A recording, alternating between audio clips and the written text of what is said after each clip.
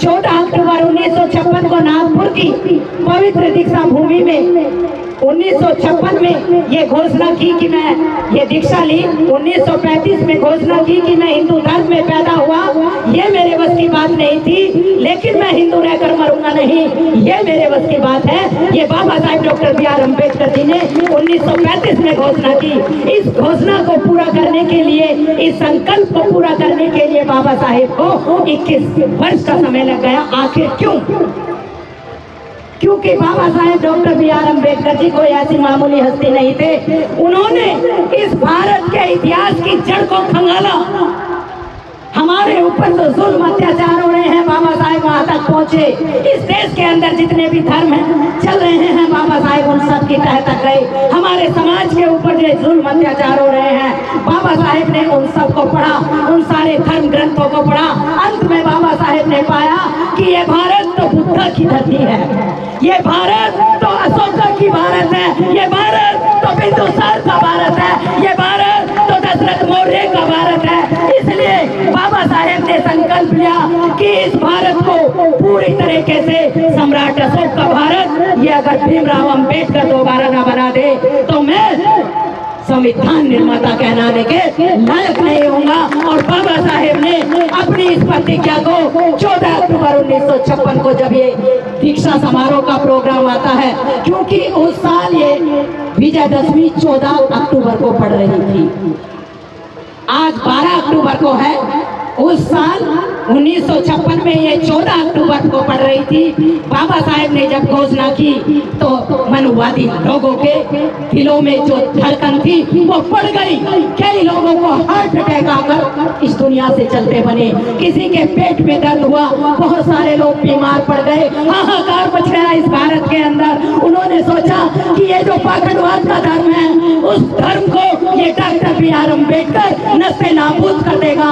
ये धरती फिर से बुद्ध की धरती कहलाएगी। यहाँ पर कोई भी यज्ञ हवन नहीं होगा, यहाँ पर महिलाओं की इज्जत नहीं लूटी जाएगी, यहाँ पर महिलाओं को नग्न अवस्था में हम नहीं कर पाएंगे। इसलिए एक तरफ मनुवादी लोग लगे थे और एक तरफ बाबा साहेब अशोका का भारत बनाने के निर्माण में लगे थे। और आ गया वो दिन, सारी दुकानों पर ये सफेद वस्त्र। मैं आपको बता दूं कि जब भी अगले साल यहाँ महिलाएं आए, जब भी दीक्षा ले, तो आप सफेद वस्त्र धारण करके आना। अगर बाबा साहेब को पढ़ती हो, बुद्धा को पढ़ती हो, सम्राट अशोक की अगर बात मानती हो, तो जितने भी पुरुष यहाँ पांडाल के अंदर बैठे हैं और जितनी भी महिलाएं हैं, मेरा उन सभी से ये निवेदन है कि वो सफेद वस्त्र धारण करके आए। मानोगी बात? हाथ उठाओ कितनी महिलाएं जरा सहमत है। बहुत अच्छा। यहाँ अगले साल जब ये पांडाल यहाँ होगा तो सफेद वस्त्रों के होगा, जैसे बाबा साहेब के टाइम में था। बाबा साहेब की इस घोषणा को सुनकर बाबा साहेब ने कहा कि मैं सफेद वस्त्र धारण करके दीक्षा लूंगा। धर्मांतरण नहीं, अभी मेरे एक भाई बोल रहे थे कि ये धर्मांतरण का प्रोग्राम है। नहीं, धर्मांतरण का ये प्रोग्राम नहीं है। हमारा ये जो प्रोग्राम है विजयदशमी, ये धम्म दीक्षा समारोह संघ है। धम्म दीक्षा का मतलब है जो हमारा धम्म हमसे छीन लिया गया था, जिस धम्म को हमसे जबरन छीन के हम पर जुल्म अत्याचार ये लोगों वर्षों से करते चले आ रहे थे, उसी धम्म में बाबा साहेब डॉक्टर बी.आर. अम्बेडकर जी 14 अक्टूबर को पुनः अपने घर में वापसी करते हैं, अपने घर में लौट आते हैं। ये आपका ही धर्म है, ये हमारा ही धर्म है, ये हमारे पुरखों का धर्म है, ये इस भारत का धर्म है, ये नाग संस्कृति का धर्म है, ये किसी यारों प्यारों का नहीं है, ये किसी पाखंडियों का नहीं है। इसलिए अपने धर्म को पहचानो, इसकी संस्कृति को पहचानो। और सारी दुकानों पर सफेद वस्त्र मिलने बंद हो गए। इतनी बड़ी तादाद में वो सफेद कपड़ा बिका कि सारी दुकानें पे से सफेद वस्त्र मिलना बंद हो गए। सबने कहा जी अब हमारे पास कपड़ा नहीं है। और जब बाबा साहेब ने 14 अक्टूबर के दिन वो दीक्षा का प्रोग्राम रखा, कोई कहता है कि 5 लाख लोग उस पंडाल के अंदर थे, कोई कहता है कि 10 लाख लोग उस पंडाल के अंदर थे। लेकिन ये राखी रावण ये कहती है कि अगर 5 लाख लोग भी उस पंडाल के अंदर थे, बाबा साहेब ने 14 अक्टूबर को दीक्षा ली, 15 अक्टूबर को बाबा साहेब ने फिर दीक्षा दी, 16 अक्टूबर को बाबा साहेब ने फिर दीक्षा दी। आखिर वो इतने सारे बोध कहाँ चले गए?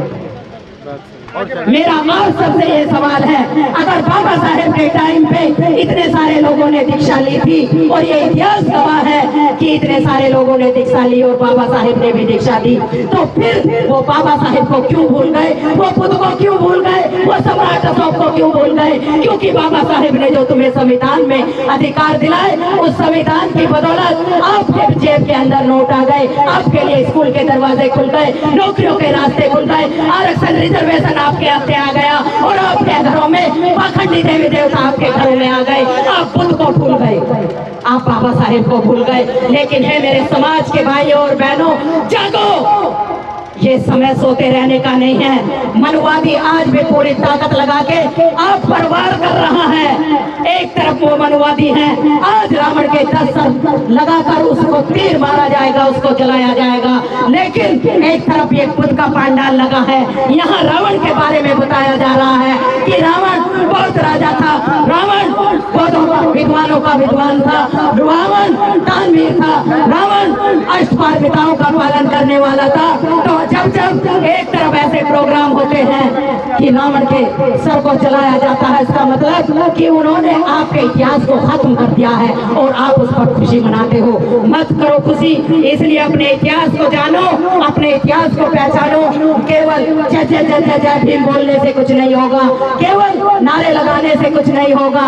हमने अभी मेरे जैसी न जाने कितनी महिलाएं अपने समाज के लिए उतर पड़ी हैं मैदान में, मेरे जैसे न जाने कितने भाई अपने समाज को जगाने के लिए इस समाज के बीच उतर आए हैं। आप लोगों ने कितने लोगों की बलि चढ़वा दी है, मत चढ़वाओ बलि, अब समय जागने का आ गया है। इस भारत को फिर से बुद्धमय भारत हमें बनाना पड़ेगा।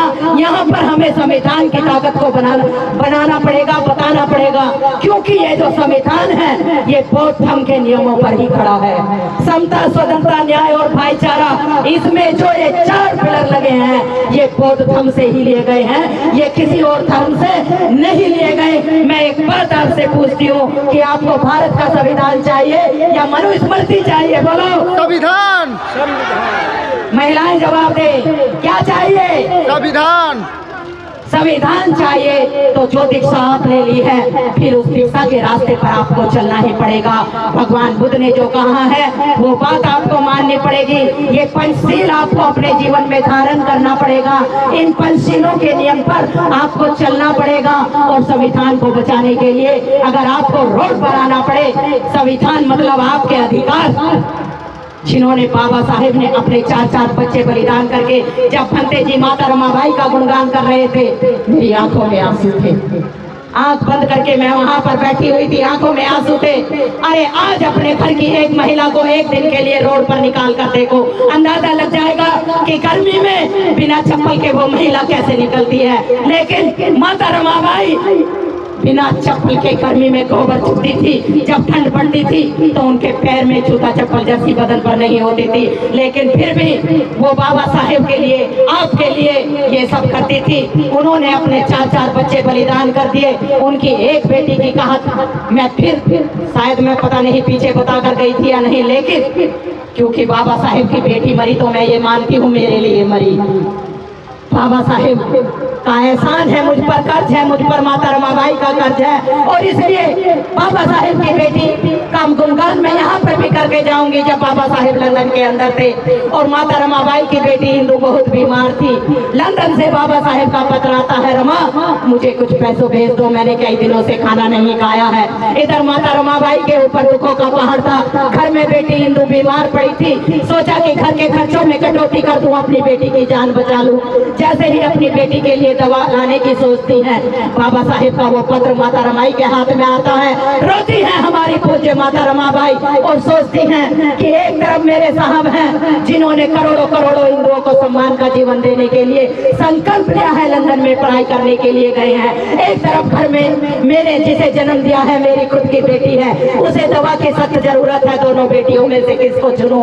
अगर आप में से होती तो अपनी बेटी को चुन लेती, लेकिन माता रमाबाई ने चुन लिया, मुझे चुन लिया, आपको चुन लिया, हम सबको चुन लिया, अपनी बेटी का बलिदान कर दिया और कह दिया कि मेरी एक बेटी मरे तो कोई बात नहीं, लेकिन अगर मेरे साहब जिंदा रहेंगे तो मेरी आने वाली करोड़ों करोड़ों हिंदुओं को सम्मान का जीवन देंगे और उन पैसों को बाबा साहेब के लिए बेच दिया है। जब मुझे बाबा साहेब के इस बलिदान का पता चला तो बाबा साहेब की इस बेटी ने सौगंध ली कि हे माता रमाबाई, हे बाबा साहेब, कोई आपकी बेटी बने ना बने, मैंने किसी का ठेका नहीं उठाया, लेकिन ये राखी रावण आपकी बेटी जरूर बनेगी। गांव गांव में जाकर आपके मिशन का प्रचार जरूर करेगी, अपने समाज के लोगों को जगाने का काम करेगी, इस पाखंडवाद की धज्जियां उड़ाती रहेगी। इस पाखंडवाद की धज्जियां उड़ाते उड़ाते चाहे इसकी जान चली जाए, मुझे कोई गम नहीं।